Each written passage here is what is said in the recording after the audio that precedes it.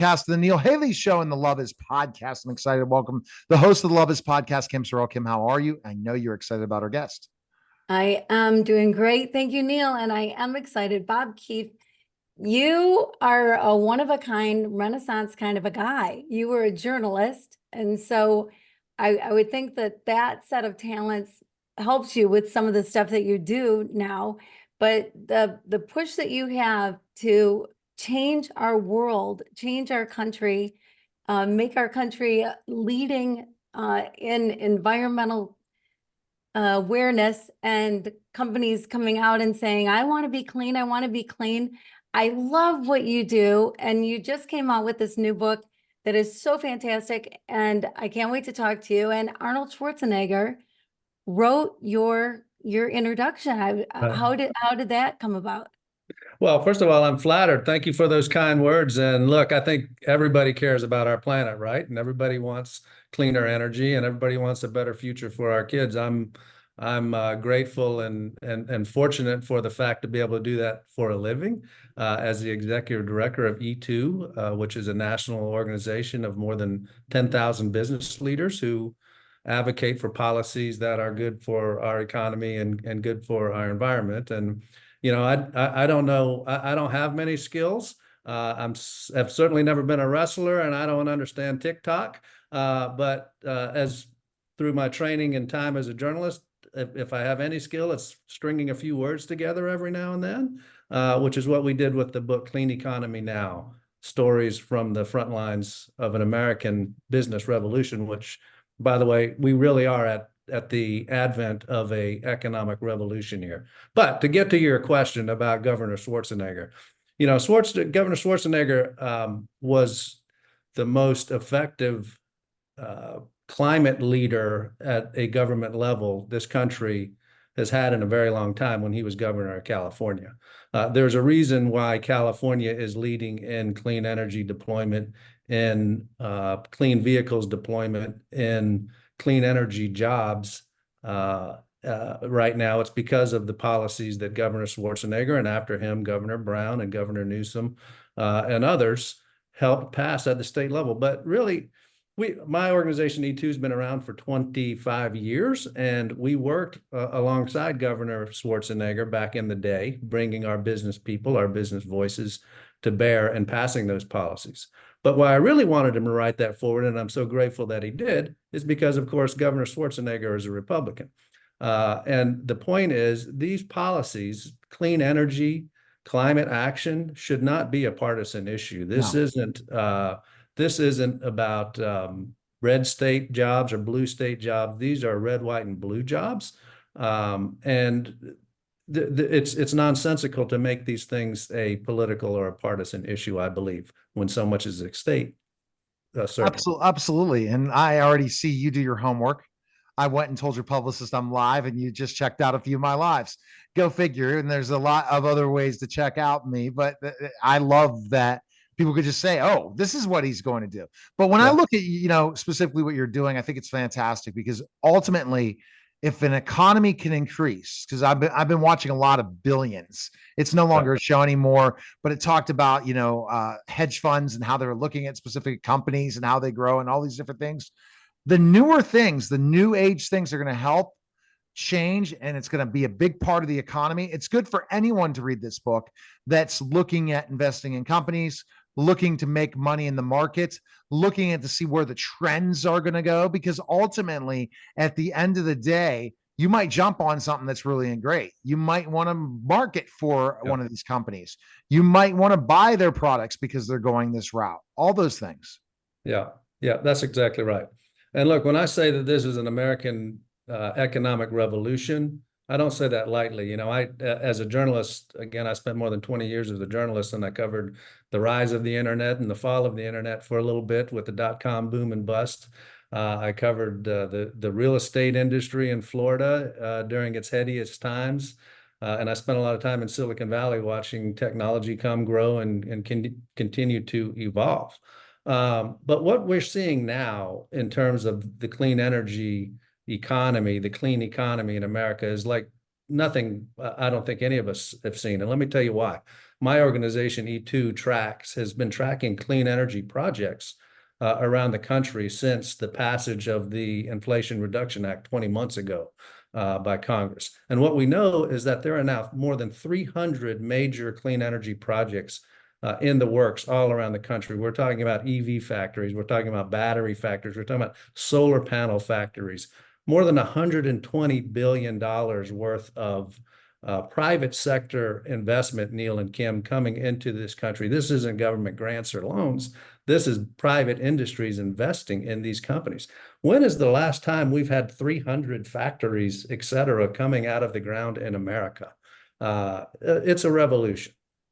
It is a And it's all in service of making the planet a little bit better. These were climate policies that made this happen. And they're also obviously economic policies.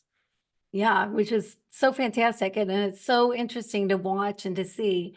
So your organization has been around for quite a while. What is the difference between when you started and the country as it is today?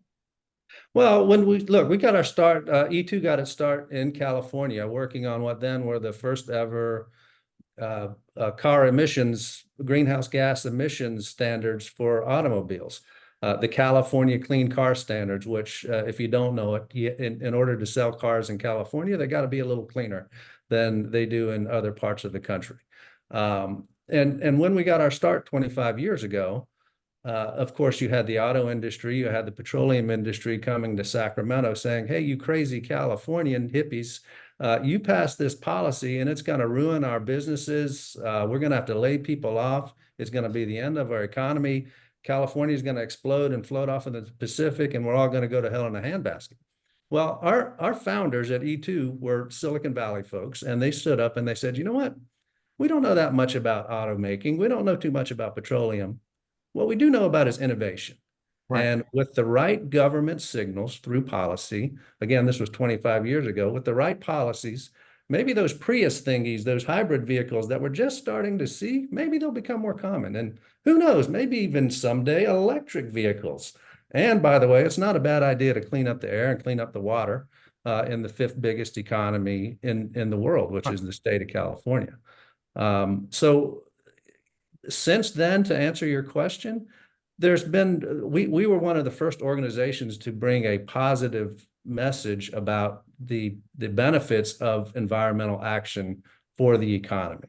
Since then, we see it playing out all over the country. These jobs, these projects that I've been talking about, they're not in California. They're in Georgia. They're in Tennessee. They're in North Carolina.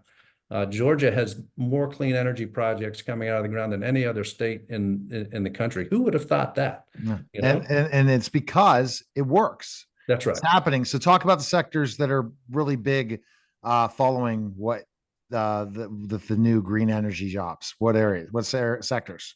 Well, certainly, solar and wind, which everybody thinks about when they think of clean energy, that's still leading the way. If you look at what utilities are planning for the year ahead, something like 90% of all of the power that they expect to deploy, new deployments of energy sources, et cetera, are wind and solar and batteries and geothermal.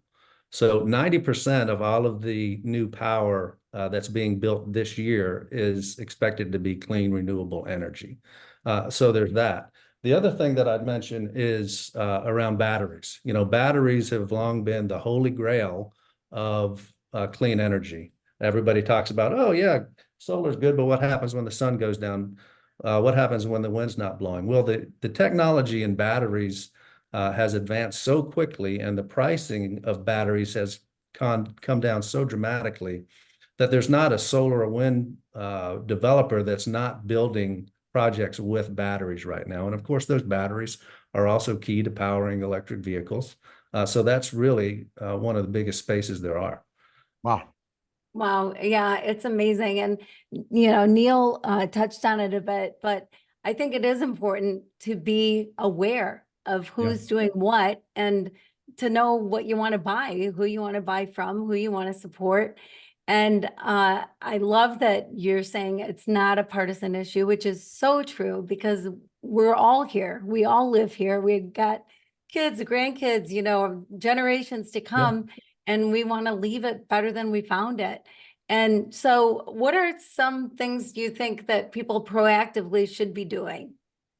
Well, they should be talking to their lawmakers, and they should be telling their lawmakers that, look, we are finally in America getting on a path toward a cleaner environment. We're finally recognizing climate change and the problems that come with it.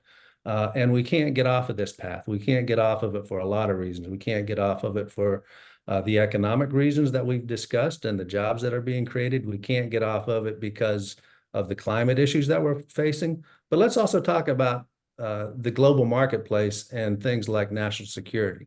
We were talking about batteries a minute ago. China and other countries now control about 90% of the battery business in the world. So if you buy a battery someplace in the world, the likelihood is that it comes from China. Quite similarly, solar panels. China controls about 80% of the solar panel industry right now. By the way, these are innovations that America invented, right? So China and other countries are on the path to become the Saudi Arabia of a cleaner global economy. The good news, right now we have about 40 battery factories coming out of the ground in America for the first time ever. We've got something like 20 or 30 solar panel factories coming out of the ground in America, creating jobs again in places like Georgia and Arizona and Louisiana and Alabama and Colorado, New York. All of these places have companies that are investing in solar panel factories right now because of these policies, because of the tax advantages that come with the Inflation Reduction Act and other policies that are making this possible. Why would we want to go backward on that? Okay.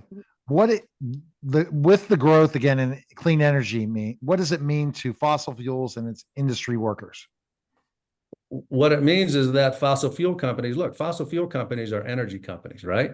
We're talking about energy. We're talking about the next transition in energy. And just like the transition from AM radio to the podcast that we're on right now, industries change. Who better to lead that than the energy industry that is at the fundamentals of powering our economy? They ought to be doing more. Unfortunately, a lot of fossil fuel companies are spending more money on marketing, saying that they're doing good things, and less money on actually doing good things. As the market dynamics continue to change, as those shareholders of those companies start to realize, wow, wait a minute, we're going the way of the buggy whip or Right. or my industry, the newspaper industry. We need to start thinking of something else. I think you'll start to hopefully see more change there. All right. So let's go with the question that Kim asks, always a love question. Go ahead, Kim, which you didn't expect, but I think you have been listening to things. And as a journalist, go ahead, Kim. So Bob, I lived a year, I dedicated a year to figuring out the true meaning of love. And the things that I found out just blew my mind.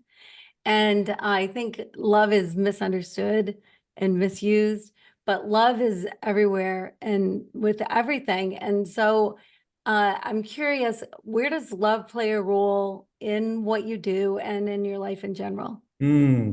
Well, first of all, I hope my wife is listening into this, because at one time she had a foundation called the Live Love Foundation.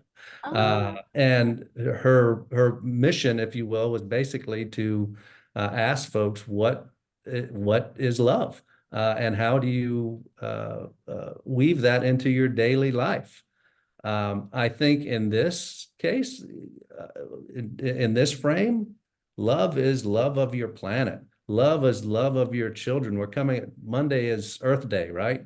So it's that one time of the year during our annual trip around the sun where we take just a little bit of time to think about the planet and the environment.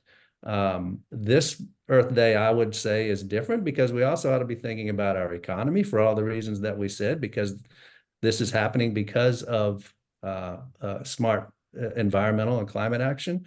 But that smart climate and environmental action is driven by love for our planet, for our children who are going to inherit this mess, and for the love of the life that we have every day.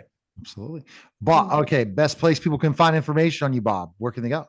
You can go to e2.org to find out information about me and my organization, about the book. You can go to cleaneconomynow.org and find out all about that. All right. Thanks again, Bob. Appreciate it. That was a Thank special you. simulcast of the Neil Haley Show on the Love Is podcast, guys. Take care.